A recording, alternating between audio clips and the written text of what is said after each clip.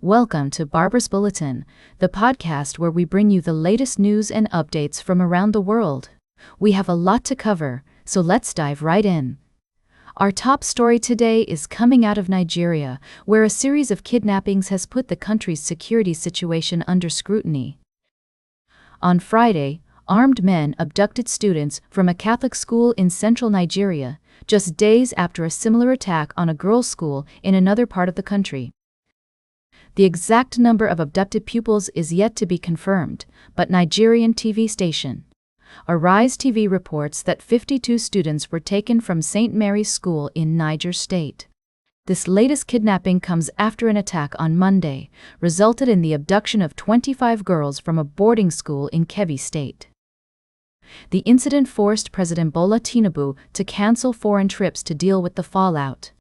A separate attack on a church in western Nigeria on Tuesday was broadcast live, resulting in the deaths of 2 people and the abduction of dozens more. The Nigerian government has faced criticism for its handling of the security situation, with some accusing the authorities of not doing enough to protect citizens. The U.S. president has also weighed in, threatening military action in Nigeria over claims of religious persecution. However, Nigeria has rejected these accusations, stating that the security situation is complex and cannot be reduced to simple narratives. As the situation continues to unfold, we will keep a close eye on developments and bring you updates as more information becomes available. It's a complex and sensitive issue, and we will strive to provide balanced and nuanced coverage. We'll be right back with more of today's top news on Barbara's Bulletin. Welcome back to Barbara's Bulletin.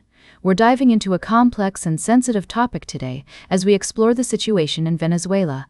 The country has been embroiled in a deepening crisis with widespread poverty, political instability, and a humanitarian emergency. At the heart of this crisis is the struggle for power between the government of President Nicolas Maduro and the opposition, led by figures such as Maria Corina Machado. As we examine this situation, it's essential to approach it with nuance and balance. On one hand, the Venezuelan people have suffered greatly under the current regime, with shortages of food, medicine, and other essential goods. The economy is in shambles, and many citizens have been forced to flee the country in search of a better life. The opposition, therefore, has a legitimate grievance against the government and is seeking to bring about change. On the other hand, it's crucial to recognize that the situation is not simply a matter of good versus evil. The Venezuelan government has its own narrative and perspective, and there are many complex factors at play. The role of external actors, such as the United States, also cannot be ignored. While some may view U.S. involvement as a positive force for change, others see it as an attempt to exert influence and control over the region. Machado's 100-day plan to restore institutional rule, stabilize the economy, and address the humanitarian crisis is ambitious, but its success is far from guaranteed.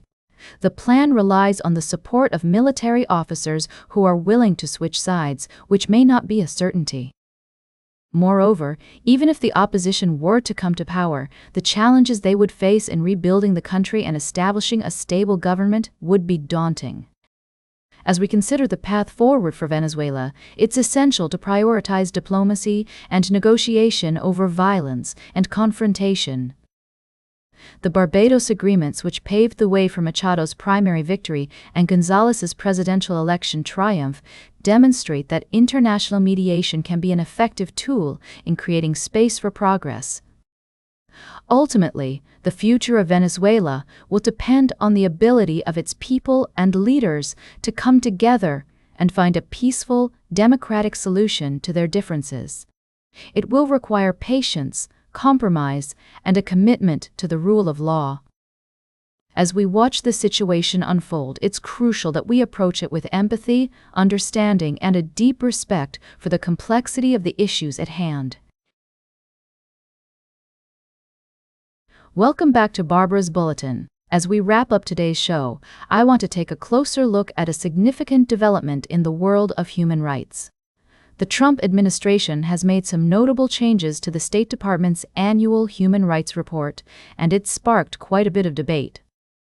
According to reports from multiple sources, including the Straits Times and other news outlets, the administration will now consider enforcement of affirmative action policies and state subsidies for abortion as infringements on human rights. This shift in focus has raised eyebrows among human rights advocates and critics alike.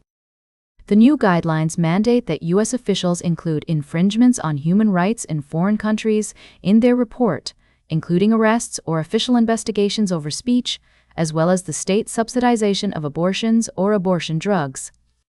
Additionally, officials are required to note the enforcement of diversity, equity, and inclusion policies that provide preferential treatment to workers based on race, sex, or caste. Proponents of the change argue that it's a necessary step to protect human rights and prevent what they see as discriminatory practices. However, critics contend that this move is a significant departure from the traditional U.S. promotion of democracy and human rights, and that it may be used to justify interference in other countries' affairs. It's essential to approach this topic with nuance and balance. On one hand, the report has historically been a valuable tool for advocating for human rights worldwide. On the other hand, some argue that the changes reflect a legitimate concern about the erosion of freedom of speech and the importance of protecting human life. As we consider the implications of these changes, it's crucial to remember that human rights are complex and multifaceted. While some may see the new guidelines as a positive step, others may view them as a threat to progress made in areas like diversity and inclusion. Ultimately, the impact of these changes will depend on how they are implemented and perceived by the global community. As we move forward, it's essential to continue monitoring the situation and engaging in respectful, informed dialogue about the role of human rights in our world. That's all for today's Barbara's Bulletin.